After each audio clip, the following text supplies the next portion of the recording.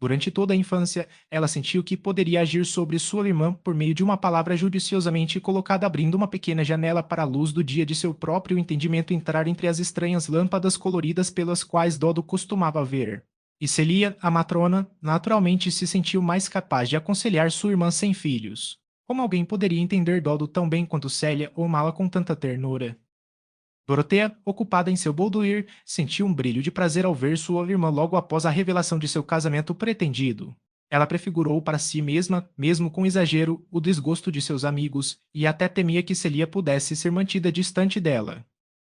"Ó Kitty, estou muito feliz em vê-la", disse Dorotea, colocando as mãos nos ombros de Celia e sorrindo para ela. "Eu quase pensei que você não viria até mim." "Eu não trouxe Arthur, porque eu estava com pressa", disse Celia, e eles se sentaram em duas pequenas cadeiras uma em frente à outra, com os joelhos se tocando. "Sabe, Dodo é muito ruim", disse Celia em seu gutural plácido, parecendo o mais lindamente livre de humores possível. "Você decepcionou a todos nós. E eu não posso pensar que algum dia será você nunca pode ir e viver dessa maneira. E depois a todos os seus planos. Você nunca pode ter pensado nisso. James teria se dado ao trabalho de você, e você poderia ter continuado toda a sua vida fazendo o que quisesse." "Pelo contrário, querida", disse Dorotea, "eu nunca pude fazer nada que eu gostasse. Eu nunca realizei nenhum plano ainda. Porque você sempre quis coisas que não funcionariam. Mas outros planos teriam surgido. E como você pode se casar com o SR? Ladislau, com o qual nenhum de nós jamais pensou que você poderia se casar? Isso choca James tão terrivelmente. Então é tudo tão diferente do que você sempre foi. Você teria o SR. Casal bom porque ele tinha uma alma tão grande e era tão velho, sombrio e erudito, e agora pensar em se casar com o SR. Ladislau, que não tem propriedade nem nada. Suponho que seja porque você deve estar se sentindo desconfortável de uma forma ou de outra." Dorothea riu. "Bem, é muito sério, Dodo", disse Celia, tornando-se mais impressionante. "Como você vai viver? E você irá embora entre pessoas estranhas. E eu nunca vou vê-lo, e você não vai se importar com o pequeno Arthur, e eu pensei que você sempre iria." As raras lágrimas de Celia entraram em seus olhos, e os cantos de sua boca estavam agitados. "Querida Celia", disse Dorothea com terna gravidade, "se você nunca me vir, não será minha culpa." "Sim, vai", disse Celia com a mesma distorção comovente de suas pequenas feições. "Como posso ir até você voltê-lo comigo quando James não pode suportar? Isso é porque ele acha que não está certo, ele acha que você está tão errado, Dodo. Mas você sempre estava errado, só que eu não posso deixar de te amar. E ninguém pode pensar onde você vai morar, para onde você pode ir?" "Estou indo para Londres", disse Dorothea. "Como você pode sempre viver em uma rua? E você será tão pobre. Eu poderia ir dar metade das minhas coisas, só como posso, quando nunca te vejo?" "Deus a abençoe, Kitty", disse Dorothea, com gentil calor. "Console-se, talvez James me perdoe algum dia." "Mas seria muito melhor se você não se casasse", disse Celia, enxugando os olhos e voltando ao seu argumento, "então não haveria nada desconfortável. E você não faria o que ninguém pensou que você poderia fazer. James sempre disse que você deveria ser uma rainha, mas isso não é de forma alguma ser como uma rainha. Você sabe quais erros você sempre cometeu, Dodo, e este é outro. Ninguém acha que o SR. Ladislau é um marido adequado para você. E você disse que nunca mais se casaria." "É bem verdade que eu poderia ser uma pessoa mais sábia", Celia disse Dorothea, "e que eu poderia ter feito algo melhor se eu tivesse sido melhor. Mas é isso que vou fazer. Prometi me casar com o SR. Ladislau, e eu vou me casar com ele." O tom em que Dorothea disse isso foi uma nota que Celia aprendeu a reconhecer há muito tempo. Ela ficou em silêncio por alguns momentos, então disse, como se tivesse dispensado toda a disputa: "Ele gosta muito de você, Dodo?" "Espero que sim. Eu gosto muito dele." "Isso é bom", disse Celia, confortavelmente. "Só que eu preferiria que você tivesse um tipo de marido como James, com um lugar muito próximo, para onde eu pudesse dirigir." Dorothea sorriu e Celia parecia bastante meditativa. Logo ela disse, "Não consigo pensar em como tudo aconteceu." Celia achou que seria agradável ouvir a história. "Ouso dizer que não", disse Dorothea, beliscando o queixo da irmã. "Se você soubesse como isso aconteceu, não pareceria maravilhoso para você." "Você não pode me dizer?" disse Celia, ajeitando os braços confortavelmente. "Não, querida, você teria que sentir comigo, senão nunca saberia." Capítulo 85. Então saiu o júri cujos nomes eram SR. Lindman, SR. Nugood, SR. Malice, SR. Lovelust, SR. Livelose, SR. Eade, SR. Aiming, SR. Inimizade, SR. Mentiroso, SR. Crueldade, SR. Ódio-luz, SR. Implacável, que cada um deu em seu veredicto particular contra ele entre si, e depois concluiu por unanimidade trazê-lo culpado perante o juiz. E primeiro entre eles, o SR. Blindman, o capataz, disse: Vejo claramente que este homem é um herege. Então disse o SR: Nada bom, fora com tal sujeito da terra. Sim, disse o SR. Malícia, pois odeio a própria aparência dele. Então disse o SR. Desejo de amor, eu nunca poderia suportá-lo. Nem eu, disse o SR. Live-Loose, pois ele estaria sempre condenando o meu caminho. Enforque-o, disse o SR. Eade. Um esfregão lamentável, disse o SR. Aimin. Meu coração se levanta contra ele, disse o SR. Inimizade. Ele é um trapaceiro, disse o SR. Mentiroso. Enforcamento é bom demais para ele, disse o SR. Crueldade. Vamos despachá-lo para fora do caminho, disse o SR. Atchlight. Então disse o SR. Implacável. Se eu tivesse todo mundo me dado, não poderia me reconciliar com ele, portanto, vamos imediatamente trazê-lo culpado de morte. Progresso do peregrino. Quando o imortal Bunyan faz sua imagem das paixões perseguidoras trazendo seu veredicto de culpado, quem tem pena dos fiéis? Essa é uma sorte rara e abençoada que alguns grandes homens não alcançarão, saber-nos inocentes diante de uma multidão condenadora ter certeza de que o que somos denunciados é apenas o bem em nós. A sorte lamentável é a do homem que não podia se chamar de mártir, mesmo que se convencesse de que os homens que o apedrejaram eram apenas paixões feias encarnadas. Quem sabe que ele é apedrejado, não por professar o direito, mas por não ser o homem que professava ser. Essa era a consciência sob a qual Bulstrode estava murchando enquanto fazia seus preparativos para partir de Middlemarch e terminar sua vida atingida naquele triste refúgio, a indiferença de novos rostos. A constância obediente e misericordiosa de sua esposa o livrou de um pavor, mas não pôde impedir que sua presença ainda fosse um tribunal diante do qual ele se esquivou da confissão e desejou a advocacia. Seus equívocos consigo mesmo sobre a morte de Rafes sustentaram a concepção de uma onisciência a quem ele orou, mas ele tinha um terror sobre ele que não o deixava expô-los ao julgamento por uma confissão completa à sua esposa, os atos que ele havia lavado e diluído com argumentos e motivos internos, e pelo qual parecia comparativamente fácil ganhar perdão invisível. Por que nome ela o chamaria? Que ela devesse chamar silenciosamente seus atos de assassinato era o que ele não podia suportar. Ele se sentiu envolto em sua dúvida. Ele teve forças para enfrentá-la com a sensação de que ela ainda não podia se sentir autorizada a pronunciar a pior condenação sobre ele. Algum dia, talvez quando ele estivesse morrendo, ele contaria tudo a ela, na sombra profunda daquela época, quando ela segurasse a mão dele na escuridão que se aproximava, ela poderia ouvir sem recuar diante de seu toque. Talvez, mas a ocultação tinha sido o hábito de sua vida, e o impulso de confissão não tinha poder contra o medo de uma humilhação mais profunda.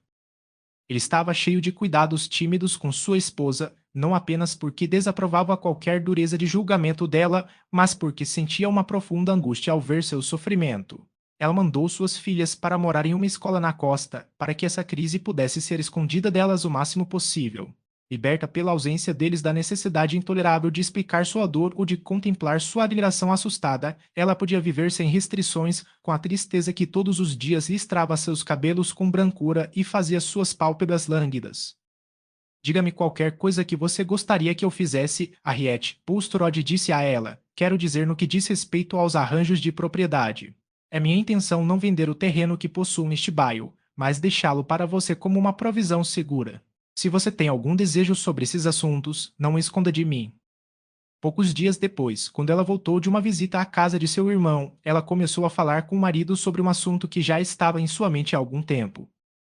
Eu gostaria de fazer algo pela família do meu irmão, Nicholas, e acho que devemos fazer algumas reparações a Rosamund e seu marido.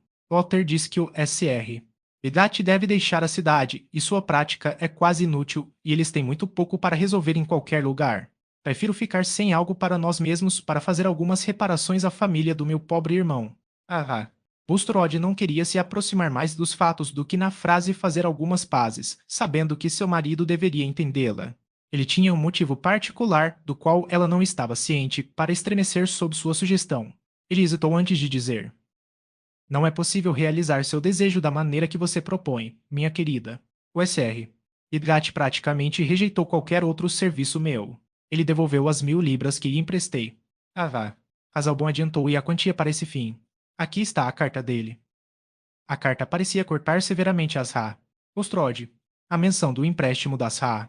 Casal bom parecia um reflexo daquele sentimento público que considerava natural que todos evitariam uma conexão com o marido. Ela ficou em silêncio por algum tempo, e as lágrimas caíram uma após a outra, seu queixo tremendo enquanto elas enxugava. Bulstrode, sentado em frente a ela, doía ao ver aquele rosto desgastado pela dor, que 2 meses antes estava brilhante e florescente. Ele envelheceu para manter uma companhia triste com suas próprias feições murchas. Instado a fazer algum esforço para confortá-la, ele disse: há outro meio, Harriet, pelo qual eu poderia prestar um serviço à família de seu irmão, se você quiser agir nele. E seria, eu acho, benéfico para você. Seria uma maneira vantajosa de administrar a terra que pretendo ser sua. Ela parecia atenta. Tart uma vez pensou em assumir a administração da corte de pedra para colocar seu sobrinho Frei lá. O estoque deveria permanecer como está e eles deveriam pagar uma certa parte dos lucros em vez de uma renda comum. Esse seria um começo desejável para o jovem em conjunto com seu emprego sob Guard. Seria uma satisfação para você? Sim, seria, disse Azar. Bulstrode, com algum retorno de energia. O pobre Walter está tão abatido, eu tentaria qualquer coisa ao meu alcance para fazer algum bem a ele antes de ir embora. Sempre fomos irmão e irmã. Você deve fazer a proposta a Gard você mesmo, Harriet, disse o SR. Bulstrode, não gostando do que tinha a dizer, mas desejando o fim que tinha em vista por outras razões além do consolo de sua esposa. Você deve declarar a ele que a terra é virtualmente sua e que ele não precisa fazer transações comigo. As comunicações podem ser feitas através dos Tandish. Menciono isso porque Gard desistiu de ser meu agente. Posso colocar em suas mãos um papel que ele mesmo redigiu, declarando condições, e você pode propor sua aceitação renovada deles. Acho que não é improvável que ele aceite quando você propor a coisa pelo bem de seu sobrinho. Capítulo 86. O coração está saturado de amor como de um sal divino que o preserva. Tal é a adesão incorruptível daqueles que se amaram desde o início da vida e o frescor de velhos amores prolongados. Há um embalsamamento do amor. É de Daphnis e Choique Filemon e Balsis são feitos. Aquela velhice, a semelhança da noite com o amanhecer. Victor Hugo, o homem que ri. Ah. Tart, ouvindo Caleb entrar na passagem por volta da hora do chá, abriu a porta da sala e disse: aí está você, Caleb. Você já jantou? As refeições do SR. Tart eram muito subordinadas aos negócios. Ah, sim, um bom jantar carneiro frio e não sei o quê. Onde está Maria? No jardim com Letty, eu acho. Freira ainda não chegou. Não. Você vai sair de novo sem tomar chá, Caleb, disse Azar. Tart, vendo que seu marido distraído estava colocando novamente o chapéu que acabara de tirar.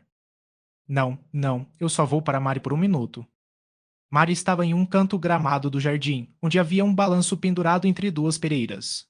Ela tinha um lenço rosa amarrado na cabeça, fazendo uma pequena cutucada para proteger os olhos dos raios de sol nivelados, enquanto dava um golpe glorioso para Lede, que ria e gritava descontroladamente. Vendo o pai, Mari deixou o balanço e foi ao seu encontro, empurrando o lenço rosa e sorrindo ao longe para ele com um sorriso involuntário de prazer amoroso. Vim procurá-la, Mari, disse o SR. Vamos caminhar um pouco.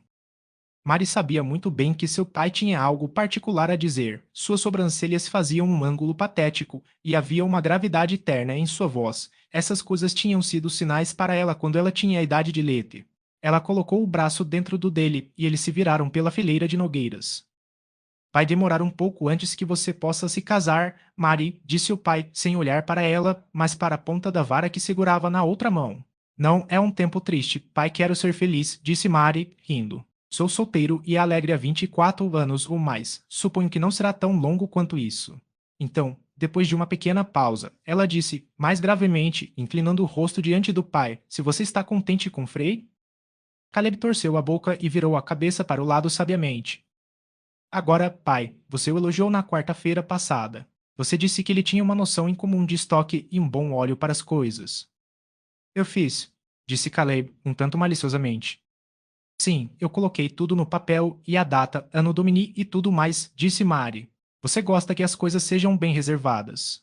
Então o comportamento dele para você, pai, é muito bom. Ele tem um profundo respeito por você, e é impossível ter um temperamento melhor do que o de Freire. Sim, sim, você quer me persuadir a pensar que ele é um bom par.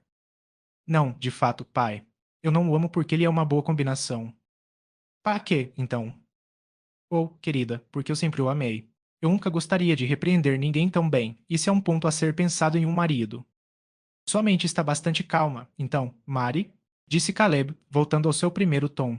Não há outro desejo desde que as coisas estão acontecendo como tem acontecido ultimamente. Caleb quis dizer muito com essa frase vaga, porque antes tarde do que nunca. Uma mulher não deve forçar seu coração, ela não fará bem a um homem com isso. Meus sentimentos não mudaram, pai, disse Mari, calmamente. Serei constante com Freire enquanto ele for constante comigo. Não acho que nenhum de nós poderia poupar o outro ou gostar de qualquer outra pessoa melhor, por mais que possamos admirá-los. Faria uma diferença muito grande para nós como ver todos os lugares antigos alterados e mudar o nome de tudo. Devemos esperar um pelo outro por um longo tempo, mas Fred sabe disso. Em vez de falar imediatamente, Caleb ficou parado e enfiou a bengala na calçada gramada. Então ele disse, com emoção na voz: Bem, eu tenho um pouco de notícias. O que você acha de Fred ir morar em Stone Court e administrar a terra lá? Como pode ser isso, pai? Disse Mary, maravilhada. Ele administraria isso para sua tia Bulstrode. A pobre mulher tem estado comigo implorando e orando. Ela quer fazer bem ao rapaz e pode ser uma coisa boa para ele. Com a poupança, ele pode gradualmente comprar as ações e tem uma vez para a agricultura. O Frei ficaria tão feliz. É bom demais para acreditar. Ah, mas veja bem, disse Caleb, virando a cabeça em advertência, devo levá-lo em meus ombros, ser responsável e cuidar de tudo, e isso vai entristecer um pouco sua mãe, embora ela não possa dizer isso. Fred precisava ter cuidado. Talvez seja demais, pai, disse Mary, contida em sua alegria. Não haveria felicidade em me trazer novos problemas. Não, não, o trabalho é meu deleite, filho, quando não incomoda sua mãe. Então, se você e Frei se casarem, aqui a voz de Caleb tremeu perceptivelmente, ele estará firme e economizando, e você tem a inteligência de sua mãe e a minha também, à maneira de uma mulher, e você vai mantê-lo em ordem. Ele virá aos poucos, então eu queria te contar primeiro, porque acho que você gostaria de contar a ele sozinho. Depois disso, eu poderia conversar bem com ele e poderíamos entrar nos negócios e na natureza das coisas. Oh, seu querido bom pai! Gritou Mari, colocando as mãos em volta do pescoço do pai enquanto ele inclinava a cabeça placidamente, disposto a ser acariciado. Eu me pergunto se alguma outra garota acha que seu pai é o melhor homem do mundo. Bobagem, criança, você vai pensar que seu marido é melhor. Impossível, disse Mari, recaindo em seu tom habitual. Os maridos são uma classe inferior de homens que precisam ser mantidos em ordem. Quando eles estavam entrando na casa com Letty, que havia corrido para se juntar a eles, Mary viu Fred no portão do pomar e foi encontrá-lo. Que roupas finas você usa, seu jovem extravagante? Disse Mary, enquanto Fred parava e levantava o chapéu para ela com formalidade brincalhona. Você não está aprendendo economia. Agora isso é muito ruim, Mary, disse Fred. Basta olhar para as bordas desses punhos de casaco. É apenas por meio de uma boa escovação que pareço respeitável. Estou economizando 3 ternos para um terno de casamento. Como você vai parecer muito divertido. Como um cavalheiro em um livro de moda antiga. Ou não, eles vão manter 2 anos. 2 anos. Seja razoável, Fred, disse Mary, virando-se para andar. Não incentive expectativas lisonjeiras. Por que não? Vive-se melhor com eles do que com os pouco lisonjeiros. Se não pudermos nos casar em 2 anos, a verdade será ruim o suficiente quando chegar. Ouvi a história de um jovem cavalheiro que uma vez encorajou expectativas lisonjeiras, e elas o prejudicaram.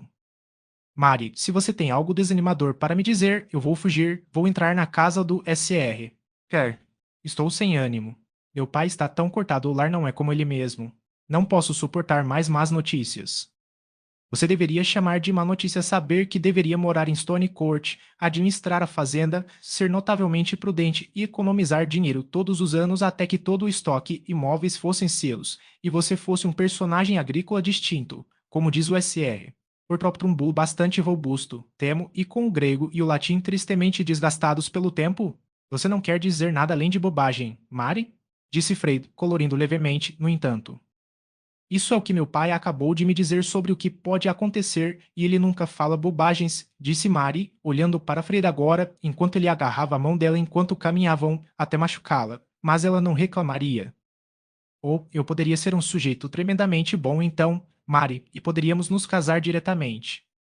Não tão rápido, senhor. Como você sabe que eu não preferiria adiar nosso casamento por alguns anos? Isso lhe daria tempo para se comportar mal, então, se eu gostasse mais de alguém, teria uma desculpa para abandoná-lo. Por favor, não brinque, Mari, disse Fred com forte sentimento. Diga-me seriamente que tudo isso é verdade e que você está feliz por causa disso porque você me ama mais. É tudo verdade, Fred, e estou feliz por causa disso porque eu te amo mais, disse Mari, em um tom de recitação obediente. Eles se demoraram na soleira da porta sob a varanda de telhado íngreme, e Fred quase em um sussurro disse: Quando ficamos noivos pela primeira vez com o anel de guarda-chuva, Mari, você costumava. O espírito de alegria começou a rir mais decididamente aos olhos de Mari, mas o fatal bem veio correndo até a porta com Brownie latindo atrás dele e, saltando contra eles, disse: Freire Mari, você vai entrar? Ou posso comer seu bolo? Finale. Todo limite é um começo e um fim.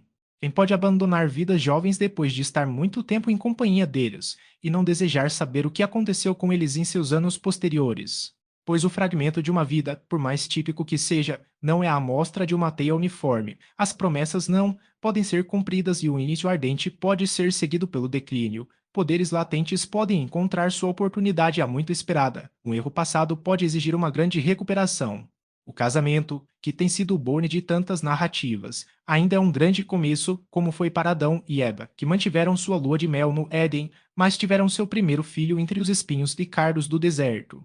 Ainda é o começo do épico doméstico, a conquista gradual ou a perda irremediável daquela união completa que torna o avanço dos anos um clímax e envelhece a colheita de doces lembranças em comum. Alguns partem, como os cruzados de antigamente, com um glorioso equipamento de esperança e entusiasmo e são quebrados pelo caminho, querendo paciência uns com os outros e com o mundo. Todos os que se importaram com Fred Vince e Mary Gart gostariam de saber que esses dois não cometeram tal fracasso, mas alcançaram uma sólida felicidade mútua. Fred surpreendeu seus vizinhos de várias maneiras.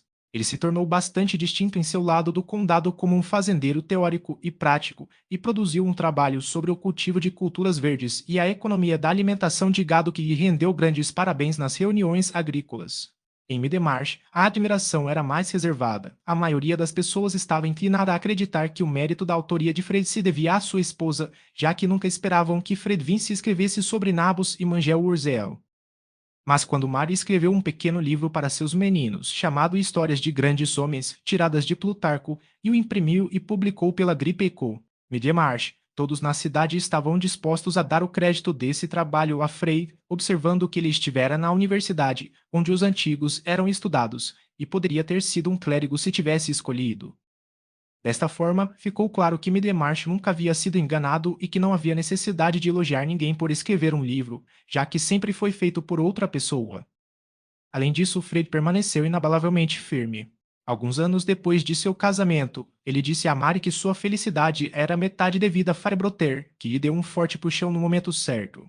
Não posso dizer que ele nunca mais foi enganado por sua esperança. O rendimento das colheitas ou os lucros de uma venda de gado geralmente ficavam abaixo de sua estimativa, e ele sempre foi propenso a acreditar que poderia ganhar dinheiro comprando um cavalo que acabou mal, embora isso, observou Mary, fosse obviamente culpa do cavalo, não do julgamento de Frey. Ele manteve seu amor pela equitação, mas raramente se permitia um dia de caça, e quando o fez, foi notável que ele se submeteu a ser ridicularizado por covardia nas cercas, parecendo ver Mary e os meninos sentados no portão de 5 barras, ou mostrando suas cabeças encaracoladas entre sebes e valas. Havia 3 meninos. Maria não estava descontente por ter dado à luz apenas homens crianças, e quando Frei desejou ter uma menina como ela disse, rindo, isso seria uma provação muito grande para sua mãe. Ah, visse em seus anos de declínio e no brilho diminuído de suas tarefas domésticas ficou muito confortada com sua percepção de que pelo menos 2 dos meninos de Fred eram Vinces de verdade e não apresentaram os Gars. Mas Mary secretamente se alegrou com o fato de o mais novo dos 3 ser muito parecido com o que seu pai deve ter sido quando usava uma jaqueta redonda e mostrou uma maravilhosa delicadeza de pontaria ao brincar de bolinhas de gude ou atirar pedras para derrubar as pedras suaves. Benelete e Gar, que eram tio e tia antes de serem adolescentes, discutiram muito sobre se sobrinhos ou sobrinhas eram mais desejáveis, bem argumentando que estava claro que as meninas eram boas para menos do que os meninos. Caso contrário, elas não estariam sempre de anáguas, o que mostrava o quão pouco elas eram feitas. Alquilete, que argumentava muito com os livros, ficou zangada ao responder que Deus fez casacos de peles para Adão e Eva também lhe ocorreu que no Oriente os homens também usavam anáguas. Mas este último argumento, obscurecendo a majestade do primeiro, era demais, pois bem respondeu com desprezo, quanto mais colheradas eles. Imediatamente apelou para sua mãe se os meninos não eram melhores do que as meninas. Haha. Tark declarou que ambos eram igualmente travessos, mas que os meninos eram sem dúvida mais fortes, podiam correr mais rápido e arremessar com mais precisão a uma distância maior. Com essa frase oracular, Ben ficou bem satisfeito, não se importando com a maldade, mas Letty adoeceu, seu sentimento de superioridade era mais forte do que seus músculos. Ele nunca ficou rico, sua esperança não o levou a esperar isso, mas ele gradualmente economizou o suficiente para se tornar dono do estoque e da mobília em Stone Court, e o trabalho que o SR. Tart colocou em suas mãos o carregou em abundância naqueles maus momentos que estão sempre presentes com os fazendeiros. Mary, em seus dias de matrona, tornou-se tão sólida em figura quanto sua mãe, mas, ao contrário dela, deu aos meninos pouco ensino formal, de modo que as Tart ficou alarmada com a possibilidade de que eles nunca fossem bem fundamentados em gramática e geografia. No entanto, eles foram encontrados bastante avançados quando foram para a escola, talvez porque eles não gostavam de nada tão bem quanto estar com a mãe. Quando Fred estava voltando para casa nas noites de inverno, ele teve uma visão agradável de antemão da lareira brilhante na sala de lambris e lamentou outros homens que não podiam ter Mary como esposa, especialmente para o SR. Fargroter. Ele era 10 vezes mais digno de você do que eu, Fred agora podia dizer a ela, magnanimamente. Para ter certeza de que ele estava, respondeu Mary, e por essa razão ele poderia fazer melhor sem mim. Mas você estremeço só de pensar no que teria sido um cura endividado por aluguel de cavalos e lenços de bolso de cambraia. Ao investigar, pode-se descobrir que Fred e Maddie ainda habitam Stone Court, que as plantas rasteiras ainda lançam a espuma de suas flores sobre o fino mu de pedra no campo onde as nogueiras estão em uma fileira imponente e que em dias ensolarados os dois amantes que se envolveram pela primeira vez com um anel de guarda-chuva podem ser vistos em placidez de cabelos brancos na janela aberta de onde Marigar, os dias do velho Peter Featherstone, muitas vezes recebia ordens de cuidar do SR. Ligate. O cabelo de Ligate nunca ficou branco. Ele morreu quando tinha apenas 50 anos, deixando sua esposa e filhos sustentados por um pesado seguro de vida. Ele havia adquirido uma excelente prática, alternando, de acordo com a estação, entre Londres e um local de banho continental, tendo escrito um tratado sobre a gota, uma doença que tem uma boa dose de riqueza ao seu lado. Sua habilidade era confiada por muitos pacientes pagantes, mas ele sempre se considerou um fracasso, ele não havia feito o que pretendia fazer. Seus conhecidos o achavam invejável por ter uma esposa tão encantadora, e nada aconteceu para abalar sua opinião. Rosamond nunca cometeu uma segunda indiscrição comprometedora. Ela simplesmente continuou a ser branda em seu temperamento, inflexível em seu julgamento, disposta a admoestar o marido e capaz de frustrá-lo por meio de estratagemas. Com o passar dos anos, ele se opôs a ela cada vez menos, de onde Rosamond concluiu que ele havia aprendido o valor de sua opinião. Por outro lado, ela tinha uma convicção mais completa de seus talentos agora que ele ganhava uma boa renda e, em vez da gaiola ameaçada na Bridge Street, fornecia uma com todas as flores e dourados, dignos da ave do paraíso com a qual ela se assemelhava. Em resumo, Ligate era o que se chama de homem de sucesso. Mas ele morreu prematuramente de difteria e Rosamond depois se casou com um médico idoso e rico, que gentilmente teve seus 4 filhos. Ela fez um show muito bonito com suas filhas, dirigindo em sua carruagem, e muitas vezes falou de sua felicidade como uma recompensa. Ela não disse para quê, mas provavelmente ela quis dizer que era uma recompensa por sua paciência com Tertius, cujo temperamento nunca se tornou impecável, e até o último ocasionalmente deixou escapar um discurso amargo que era mais memorável do que os sinais que ele fez de seu arrependimento. Certa vez, ele a chamou de manjericão, e quando ela pediu uma explicação, disse que o manjericão era uma planta que floresceu maravilhosamente no cérebro de um homem assassinado. Rosamond tinha uma resposta plácida, mas forte, a esses discursos. Por que então ele a escolheu? Era uma pena que ele não tivesse tido azar. Ladislau, a quem ele estava sempre elogiando e colocando acima dela. E assim a conversa terminou com a vantagem do lado de Rosamond. Mas seria injusto não dizer que ela nunca pronunciou uma palavra em depreciação de Dorothea, mantendo na lembrança religiosa a generosidade que viera em seu auxílio na crise mais aguda de sua vida. A própria Dorothea não sonhava em ser elogiada acima de outras mulheres, sentindo que sempre havia algo melhor que ela poderia ter feito, se ela tivesse sido melhor e conhecida melhor. Ainda assim, ela nunca se arrependeu de ter desistido de posição e fortuna para se casar com Will Ladislau, e ele teria considerado a maior vergonha e tristeza para ele se ela tivesse se arrependido. Eles estavam ligados um ao outro por um amor mais forte do que quaisquer impulsos que pudessem tê-lo prejudicado. Nenhuma vida teria sido possível para Doroteia se não estivesse cheia de emoção, e ela agora tinha uma vida cheia também de uma atividade benéfica que ela não teve o trabalho duvidoso de descobrir e marcar para si mesma. Will tornou-se um homem público fervoroso, trabalhando bem naqueles tempos em que as reformas foram iniciadas, com uma jovem esperança de bem imediato que foi muito controlada em nossos dias, e finalmente sendo devolvido ao parlamento por um eleitorado que pagou suas despesas. Doroteia não poderia ter gostado de nada melhor, já que existiam erros, do que seu marido estar no meio de uma luta contra eles, e que ela deveria dar-lhe ajuda como esposa. Muitos que a conheciam achavam uma pena que uma criatura tão substantiva e rara tivesse sido absorvida pela vida de outra e fosse conhecida apenas em um certo círculo como esposa e mãe. Mas ninguém declarou exatamente o que mais estava em seu poder que ela deveria ter feito, nem mesmo Sir James Chetton, que não foi além da prescrição negativa de que ela não deveria ter se casado com Ladislau. Mas essa opinião dele não causou uma alienação duradoura, e a maneira como a família foi recuperada era característica de todos os envolvidos. O Sr.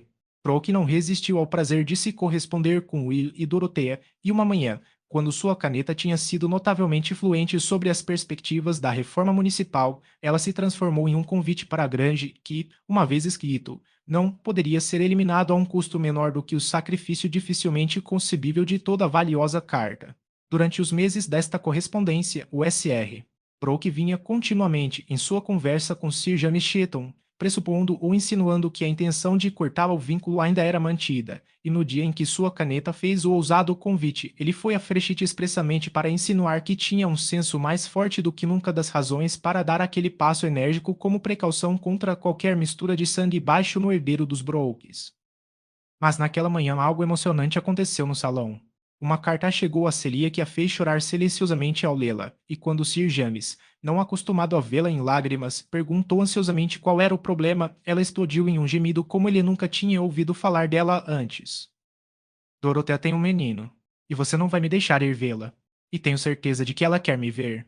E ela não saberá o que fazer com o bebê, ela fará coisas erradas com ele. E eles pensaram que ela iria morrer. É muito terrível. Suponha que fosse eu e o pequeno Arthur, e Dodo tivesse sido impedido de vir me ver. Eu gostaria que você fosse menos cruel, James. Meu Deus, Celia, disse Sir James, muito preocupado. O que você deseja? Eu farei o que você quiser.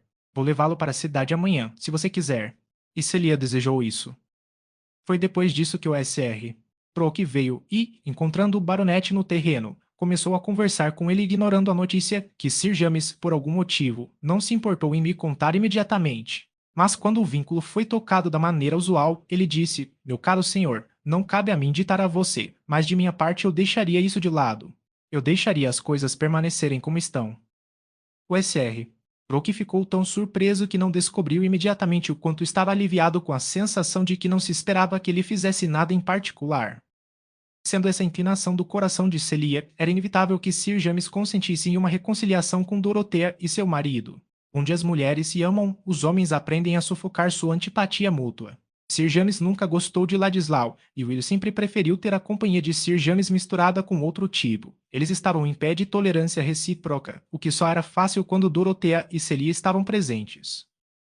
Tornou-se uma coisa entendida que o Sr. e Asha Ladislau deveriam fazer pelo menos 2 visitas durante o ano ao Grange, e gradualmente surgiu uma pequena fileira de primos em Frechette que gostavam de brincar com os 2 primos que visitavam Tipton tanto quanto se o sangue desses primos tivesse sido menos duvidosamente misturado. O Sr. Brooke viveu até uma boa velhice e sua propriedade foi herdada pelo filho de Dorothea, que poderia ter representado Middlemarch, mas recusou, pensando que suas opiniões tinham menos chance de serem sufocadas se ele permanecesse fora de casa. Sir James nunca deixou de considerar o segundo casamento de Dorothea como um erro, e, de fato, essa permaneceu a tradição a respeito em Middlemarch, onde ela foi mencionada por uma geração mais jovem como uma boa garota que se casou com um clérigo doente, velho o suficiente para ser seu pai, e em pouco mais de um ano após sua morte desistiu de sua propriedade para se casar com seu primo jovem o suficiente para ter sido seu filho, sem propriedade e não bem nascido. Aqueles que não tinham visto nada de Dorothea geralmente observavam que ela não poderia ter sido uma boa mulher, caso contrário ela não teria se casado com uma ou outra. Certamente esses atos determinantes de sua vida não eram idealmente bonitos. Eles foram o resultado misto de impulsos jovens e nobres lutando em meio às condições de um estado social imperfeito, o qual grandes sentimentos frequentemente assumem o aspecto de erro e grande fé o aspecto de ilusão.